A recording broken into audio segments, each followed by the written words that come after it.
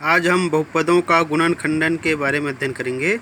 बहुपद के गुणन खंडन का आशय यह है कि बहुपद को ऐसे सरल बहुपदों के रूप में तोड़कर लिखना जिन्हें गुणा करने पर फिर से वही बहुपद मिल जाए।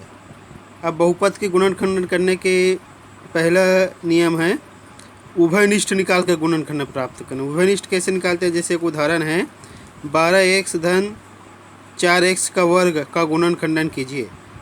तो 12x धन 4x का वर्ग है, तो 12 का हम को तोड़ देते हैं। तो 12 को हम तोड़ते हैं 3 गुणित 4 गुणित x, 4 गुणित x गुणित x।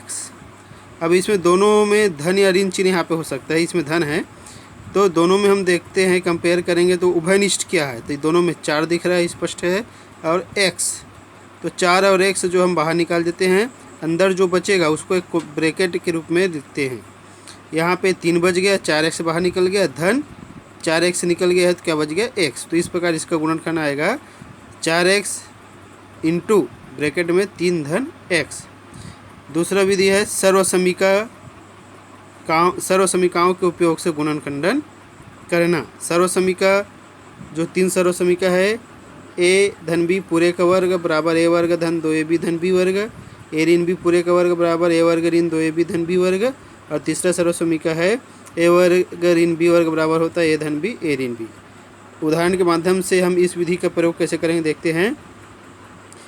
x का वर्ग ऋण 4, जब इस सर्वसमीका का प्रयोग हम करेंगे a वर्ग ऋण b वर्ग, तो b में वर्ग है तो ये जो दूसरा पद है ये भी किसी का वर्ग ही होगा। तो इसमें देखेंगे 4 किसका वर्ग है, 2 का वर्ग, a वर्ग ऋण b वर्ग, x वर्ग ऋण 2 वर्ग। तो यही वाली सर्वसमीका का प्रयोग करेंगे तो ये होता है a धन b और a ऋण b, तो x धन 2 और x ऋण 2।